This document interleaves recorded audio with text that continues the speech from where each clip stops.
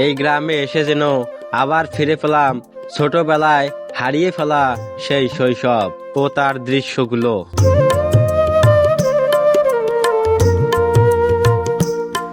আর এই গ্রামের দারিদ্রতা দেখে সত্যিই অবাক হলাম, এই যুগেও এমন গ্রাম রয়েছে।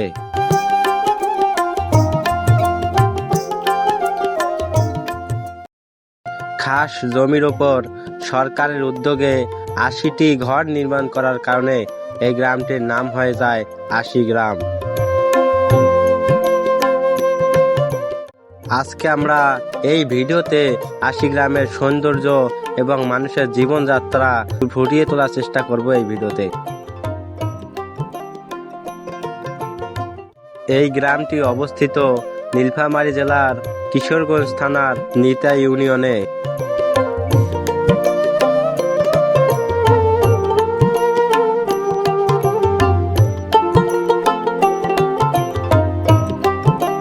দেখতে দেখতেই প্রবেশ করলাম গ্রামটির ভিতরে।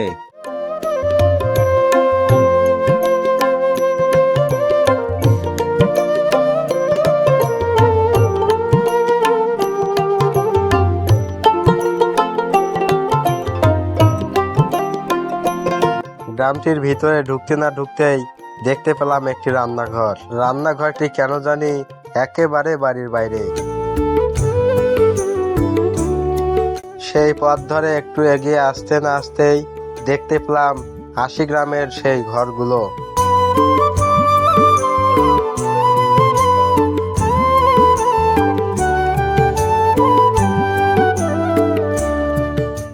এই গ্রামটি সম্পর্কে জিজ্ঞেস করলাম চাচাকে এবং জানতে চাইলাম এই গ্রামের বর্তমান পরিস্থিতি এবং মানুষদের জীবনযাত্রা সম্পর্কে। চাচার কথা শুনে একটু হতাশই হলাম। এই গ্রামের অনেক মানুষে কর্মহীন এবং দারিদ্রতার শিকার।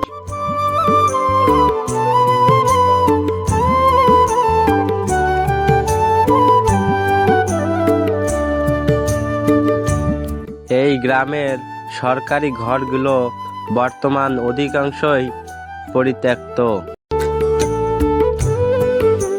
যারা এই ঘরগুলো ছেড়েছে তারা এই গ্রাম থেকে চলে যায়নি। এই গ্রামের যেখানেই জায়গা পেয়েছে সেখানেই তৈরি করেছে নিজের মতো করে টিনের ঘর। এই গ্রামটিতেও রয়েছে শতভাগ মুসলিম, তাই এখানেও রয়েছে একটি টিনের মসজিদ।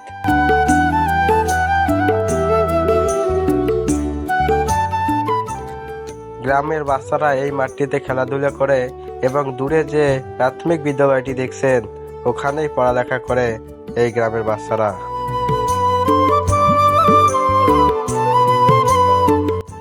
পুরো গ্রামটি ঘুরে অবশেষে আমি আবার চলে যাচ্ছি এই গ্রাম ছেড়ে। গ্রামটা সত্যি আমার কাছে অসাধারণ সুন্দর লেগেছে।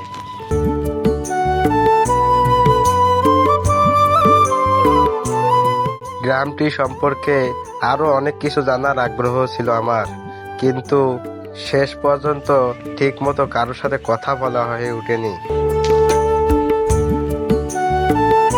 তো এই পর্যন্ত ছিল আজকের এই ভিডিওটি। যদি ভালো লাগে সাবস্ক্রাইব, লাইক, শেয়ার এবং কমেন্ট করে পাশেই থাকতে পারেন। ধন্যবাদ।